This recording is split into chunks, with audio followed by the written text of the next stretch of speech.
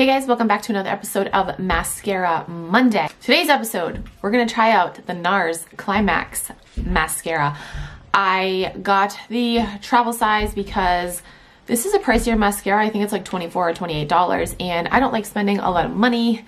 Ugh, my hair. If you guys have watched these episodes, you know that I don't like spending a lot of money on mascara because there are some amazing drugstore mascaras out there, and I don't want to waste money, and you know what I'm saying?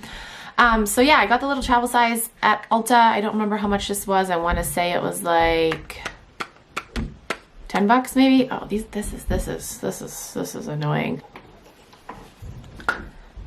Okay, I think, no, it's still there. I'm just gonna read you what it says on the box.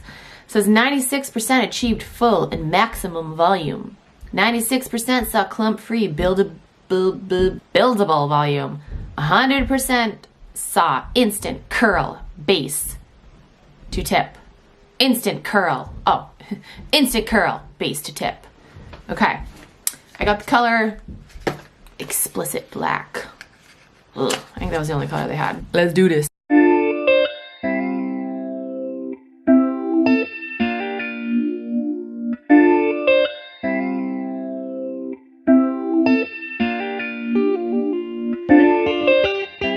So thoughts on this mascara. I'm glad that I did not buy the full size. That's my first thought. Although I'm kind of torn because, you know, sometimes these little travel size guys are hard to work with. Like this is a big brush, and I was, oh, I guess I'm full out. I'm a little nervous on my lower lash line because this brush is so big. All right, what do I think? I don't hate this mascara, but I don't love it. I would not buy the full size. If I bought this mascara again, I would buy the travel size because I don't think that it's worth paying like $24 or $28, however much it is. And also, this isn't a mascara that I would need a full size because I don't feel like it would be one that I reach for enough to go through a full tube.